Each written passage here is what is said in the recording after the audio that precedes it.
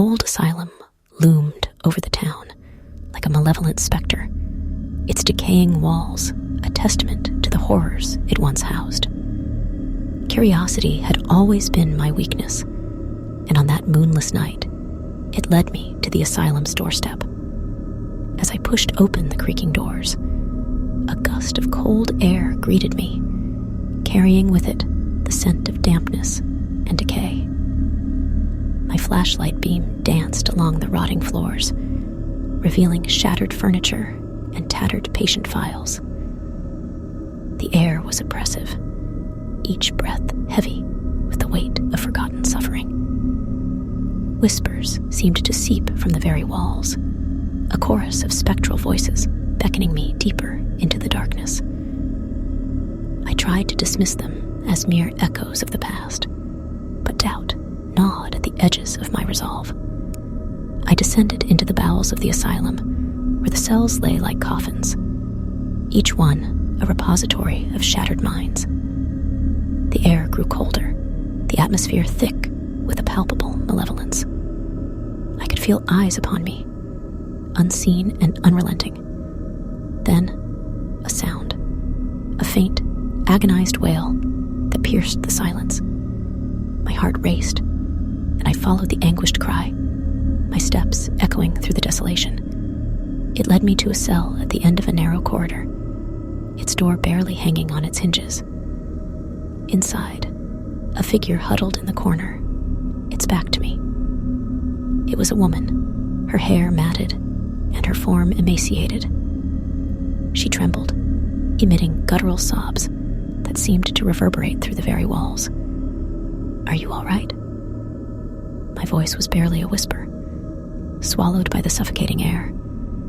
She turned slowly, revealing hollow eyes that bore into my soul. Her lips moved, but the words were a twisted, unintelligible murmur. Fear clenched at my chest, but something within me urged me forward. With trembling hands, I reached out to touch her, to offer some semblance of comfort. That's when I saw it, the glint of a rusted shackle, its chains disappearing into the darkness. A sickening realization washed over me. She had been imprisoned here, forgotten by the world, left to languish in this forsaken place.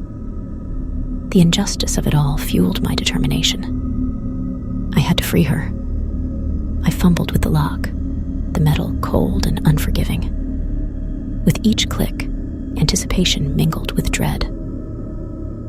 When the shackle finally fell away, the woman looked up at me, her eyes brimming with a mix of gratitude and sorrow. As I helped her to her feet, a low growl echoed through the corridor. I turned, heart pounding, to face the source of the ominous sound. Eyes gleaming with feral hunger glared at me from the shadows. A pack of feral creatures, starved and desperate. Instinct kicked in, and I pulled the woman behind me, my body a barrier between her and the advancing horde. With a burst of adrenaline-fueled strength, I sprinted down the corridor, the creatures hot on our heels. We reached the main hall, where the moonlight spilled through shattered windows. I pushed the woman towards freedom, urging her to run. As she disappeared into the night, I turned to face the oncoming onslaught. In that desperate stand, I glimpsed the faces of the forgotten, the tortured souls of the asylum. With a final, blood-curdling scream, the creatures descended upon me.